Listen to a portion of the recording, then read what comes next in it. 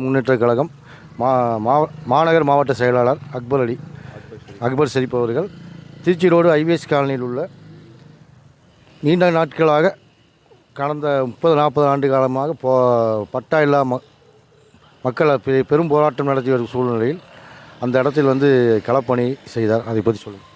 வணக்கம். தமிழக மக்கள் முன்னேற்ற கழக சார்பாக கோவை மாநகர மாவட்ட செயலர் சீன் அக்பர் ஷெரீப். இந்த மாதிரி இங்கே பட்டா வழங்குறதுல நிறைய பிரச்சனைகள் இருக்குது. கிட்டத்தட்ட எனக்கு தெரிஞ்சு 97 வீடுகளுக்கு பட்டா வழங்கலை. ஒரு கண்ணுக்கு வெண்ணையும் ஒரு கண்ணுக்கு சுண்ணாம்பு மாதிரி இங்கே பண்ணி வச்சுருக்குறாங்க. இது நம்ம நாலேஜுக்கு வந்தோன்னே சரி என்ன இதுன்னு பார்வைக்காக வந்தோம். எங்கள் நிறுவனத்தில் ஜாயின் பண்ணி ஐயா வரும்போது அவருக்கு நாலேஜ் இது கொண்டு போய் வர ஞாயிற்றுக்கிழமை ஒரு 5 to 5:30 இங்கே மக்களை சந்தித்து என்ன பிரச்சனை என்ன இதுன்னு பார்த்துட்டு அவர் வர ரீசன் என்ன பார்த்தீங்கன்னா மாநாடு அழைப்புக்காக வரார். எங்கள் மாநாடு ஆகஸ்ட் 24 திண்டுக்கல்லில் நடக்குது. ஸோ இங்கே எங்கள் சமுதாயத்தை சேர்ந்த எல்லாத்தையும் சந்தித்து பத்திரிக்கை கொடுக்குறதுக்காக வராரு. அப்போ நம்ம இந்த விஷயத்தையும் சொல்லுவோம். நாங்கள் மக்களுக்காக மட்டுமே இந்த சேவையில் இருக்கிறோம் தவிர வேறு எந்த ஒரு காரணமும் கிடையாது. ஸோ மக்களுக்கு ஏதோ ஒரு பிரச்சனைனா ஃபஸ்ட்டாலாம் நாங்கள் தான் நிற்போம். கண்டிப்பாக ஒரு நல்ல தீர்வு வாங்கி தருவோம். தமிழக மக்கள் முன்னேற்ற கழகம் எப்போவுமே இந்த மக்களுக்காக கூடயே இருப்பாங்க. நன்றி, வணக்கம். சொல்லுங்கள். அது எதை நோக்கி இது என்னங்க, இது சமூக நீதி மாநாடு, சரிங்களா? இது எங்கள் கட்சி தொடங்கி 25வது ஆண்டு. அதை நம்ம 25வது ஆண்டு வெள்ளி விழாவை நம்ம கொண்டாடுறோம்.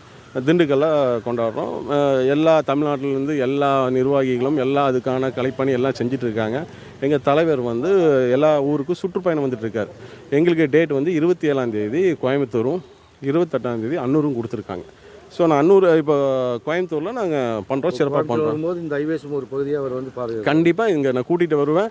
இங்கே ஆய்வு பார்க்குறதுக்காக எப்படி இருக்குது என்ன எதுன்னு மக்களோட இதுன்னு தெரியணும். அதுக்காக வந்துருக்கேன். பிறகு என்ன ஒரு தாக்கம் இருக்கணும் அப்படின்னு நினைக்கிறீங்க? கண்டிப்பாக எங்கள் தலைவர் வந்தாலே வெற்றி தான், சரிங்களா? அந்த இதில் தாக்கம்ங்கிறதுங்காட்டி நாங்கள் வெற்றி மட்டுமே தான் பேஸ் பண்ணி இருப்போம். எங்களுக்கு எப்போவுமே சக்ஸஸ் ரேஷியோ தான் ஜாஸ்தி, ஃபெயிலியருங்கிறதே கிடையாது. எங்கள் தலைவர் நீங்கள் பாருங்கள், தலைவர் வராரு இல்லையா, அதுக்கு உண்டான பதில் நீங்களே சொல்லுங்கள். உங்கள் கட்சி தலைவராலும் இந்த பகுதி மக்கள் நீண்டகால கோரிக்கை நிறைவேற்றினால் மிக மகிழ்ச்சி. நன்றி. கண்டிப்பாக நடக்கும், சரிங்களா? இதை நல்லபடியாக முடித்து இதை ஒரு சக்ஸஸ் மீட்டை நம்ம இங்கே பண்ணுவோம், சரிங்களா? விழாவே ஒன்று சிறப்பாக செய்வோம். எல்லாத்துக்கும் பட்டா வாங்கி கொடுத்து இது கண்டிப்பாக நல்லபடியாக நம்ம தலைவர் முன்னிலையில் இது நடக்கும். நன்றி. நன்றி, வணக்கம்.